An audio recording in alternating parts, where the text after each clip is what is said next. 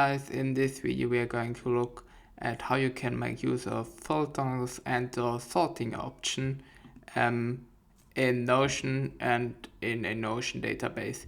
So in your database you see those two little buttons here. One is filter, one is sort. We will start with sort because sort is quite straightforward. If you click on sort, you can sort by whatever property you prefer. For example, we want to sort by priority, then we can choose where we want in ascending or descending, and that's it. As you can see now, the database is sorted by those stars. All of those properties don't have those stars, so it assumes it has 0. That's why they are way down. For example, here you can see the one with 3 stars is at top, then 2 stars, 2 stars, and then at some point maybe there are 1 stars, no, there's 0 stars. So yeah, sorting is quite straightforward, and you can delete it as well if you don't need it anymore. Yeah.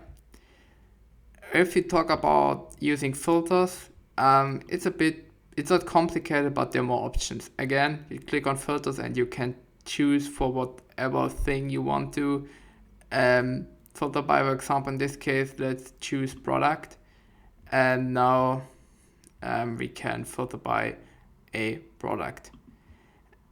In this case, if you click on filter, you can see here you can have several filters. For example, if we delete this one again, just click on delete filter, and now we choose tools used, and for example we want only those properties which used Canva.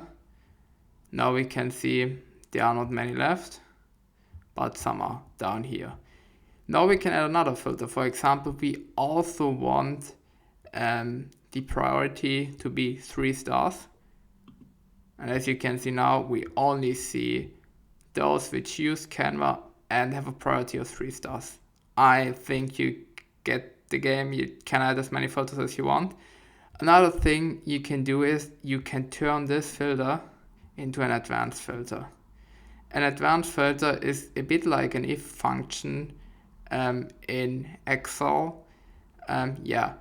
Again, you can add filter rules here. So this is the basic one, but you also can add a rule. For example, and. So where the tools used contains Canva, and you can choose one, and you also can does not contain, is empty, is not empty, use those things. So you can get really creative here with the filters and can create whatever personalized view you want. As you can see down here, you can add many filters as you want. This is quite useful if you have a big database. Yeah, as mentioned before, you again can click on delete filters and again can click here on delete filter. What you can do as well, the basic assumption always is it is. So priority is 3 stars, but you also can click on is not. So then you have the opposite. For example, if you now click on is not, it takes a minute. You see we get all of those properties which do not have 3 stars. Yeah. I hope this video helped you. Thank you so much. Bye.